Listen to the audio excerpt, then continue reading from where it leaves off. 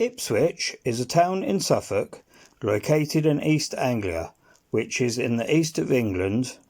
It lies some 10 miles from the mouth of the River Orwell and the North Sea. Ipswich is one of England's oldest towns. It has an unbroken community history since the early Anglo-Saxon times, and it also has history dating back to the Roman period and beyond. Located 9 miles from Ipswich, the famous ship burial and treasure of Sutton Hoo was discovered.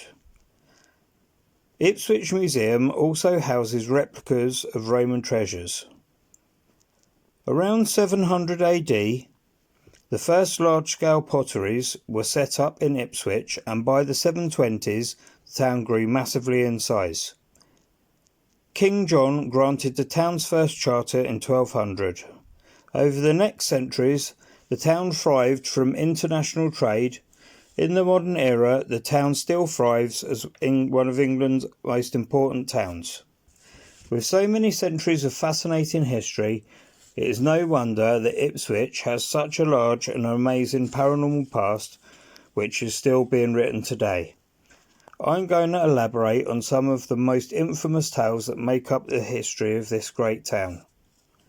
First, I'm going to look at the hauntings in Eagle Street. On Eagle Street, there is a property which has suffered with poltergeist activity since the 1930s. Initially a family restaurant, the owners left after just a few months due to activity which included cutlery and plates being thrown around. The next owners called in an exorcist as a precaution. This did nothing to stop the relentless spirit activity, and they were forced to close. After a while, a cafe opened in the building. A family from London, which had opened the cafe, witnessed tables moving around. Another property in Ipswich which has seen an insane level of paranormal activity is that of Christchurch Mansion. A Grade 1 listed beautiful Tudor-era mansion is now a museum which houses many pieces of fine artwork. The spirit of an Edwardian lady is seen dancing and laughing in the upper gallery. Often this lady is seen with 2 children. Another lady has been witnessed in the downstairs of the property. She is seen in a grey dress and brushes past visitors. The spirit of a young servant girl has been seen. It is thought she died in the house due to nefarious circumstances. There have been a host of sightings going back a number of years of a black panther-like large cat. Many of the sightings have come near the A12 bypass. In 1996, there were many sightings of a large cat.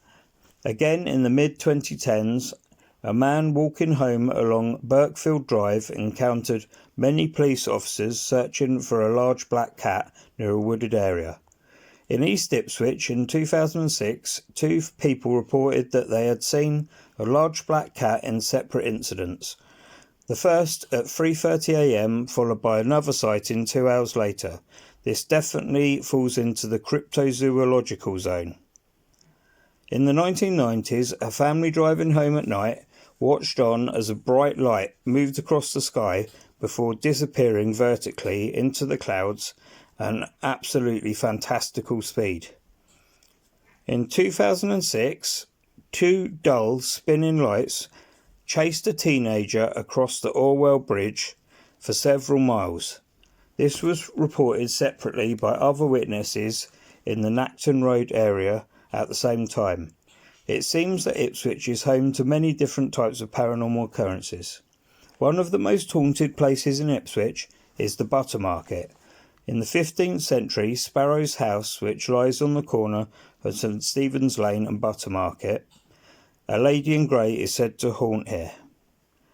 A long road at the old St Stephen's Church, 2 older lady spirits are seen regularly where the old organ once stood.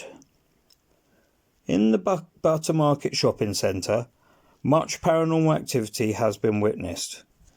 The centre of the building on top of an Anglo-Saxon graveyard and foundations of a priory. CCTV cameras have captured shadowy figures in the car park, in Cow's department store, and the printers which dominated Buttermarket before the shopping centre was built was said to be haunted by a monk. At our last insanely haunted location, we visit the Woolpack pub. No, not the one from Emmerdale. This beautiful Georgian pub, once a watering hole for smugglers, is said to be one of the most haunted pubs in the country.